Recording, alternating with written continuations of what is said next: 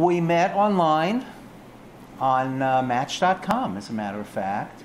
And we, at the time, it was a long-distance romance. I was living in New York City. Paul was living up in the Catskills, upstate New York.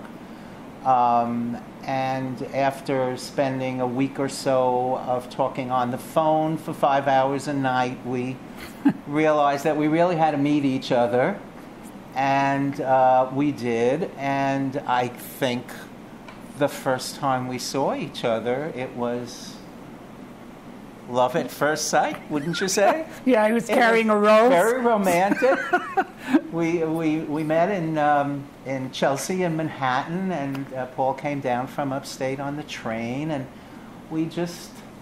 You went on the Staten Island ferry? We went on the Staten Island ferry for our first date. It was very romantic, and I don't know, I think we just knew right from then that we just wanted to be with each other. We had both been married before, so we knew what marriage was like, and we liked it. We wanted to do that for ourselves. We dated for a couple of years, and then Paul moved down to New York City, and we were like an old married couple, you know. We started thinking about some legal issues, some financial issues. Paul was retired, and we had to start thinking about if we're going to be together for the rest of our lives. Yeah, and the only thing available then was marriage, what is it, domestic partnership? Right, we had a domestic partnership in New York City, but of course that didn't do much for Social Security. You know, I mean, we were both in our late 60s at the time, and we had to start thinking about those things. We just, I don't know, we just were like a married couple, and we thought, wouldn't this be great to be married? And at the time, you couldn't get married in New York State. And Massachusetts, I think, was the only place that you could have gotten married in the United States, but they had a residency requirement. So we went up to Canada, and as I said, it was a wonderful experience. The people in Canada were so welcoming, and as a matter of fact, right after the wedding, we were touring the city, and we went on the subway, and after we bought our ticket to get on the subway, we were wearing flowers from the wedding, and the ticket agent said, you know, what are the flowers for? And I said, well, we just got married this afternoon. And she said, well, why didn't you tell me? You stand right there, don't go away. And she went in the office, and she came back and gave us free passes for all the transportation in Toronto for the day. And coincidentally, we didn't know it happened to be Pride Week in Toronto. So it was, that was great. It was like a fairy tale. It was just wonderful. We went back to Toronto every year for our anniversary, which coincidentally is June the 26th. So our 5th anniversary this year was the day that DOMA went down.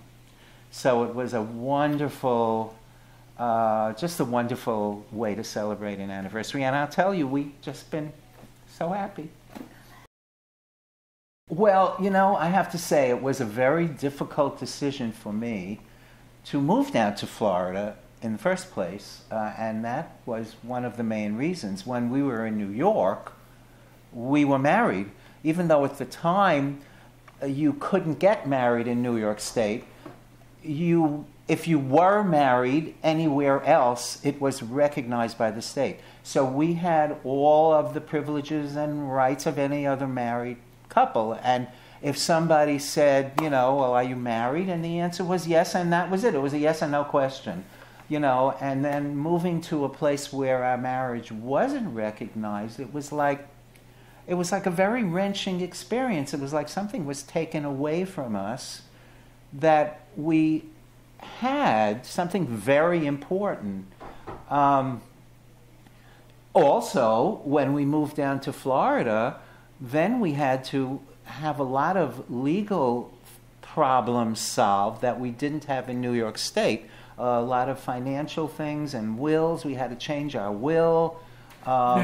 We have all kinds of papers now to fill in the rights that we had in New York for free. And it was quite expensive, I have to say. We also had to go back to domestic partners again. Right, we had to take out a domestic partnership, which we have in Broward County. We live in Broward County, and that's the most liberal part of Florida. I mean, Broward County is like, we call it the 6th borough of New York. So we're comfortable, certainly being gay, and Broward County is like being gay in Greenwich Village. I mean, Yeah. On the other hand, there's a whole rest of the state that is not. But I always say, if you ask a straight couple, are you married? The answer is either yes or no. If you ask us, it becomes a political question. And I have filled out forms where it says married or single, and I put a little asterisk. And on the bottom, I have to put a list of states, a list of countries. It's not a simple answer. And I don't think whether you're married or not should be a complicated question. It's a yes or a no,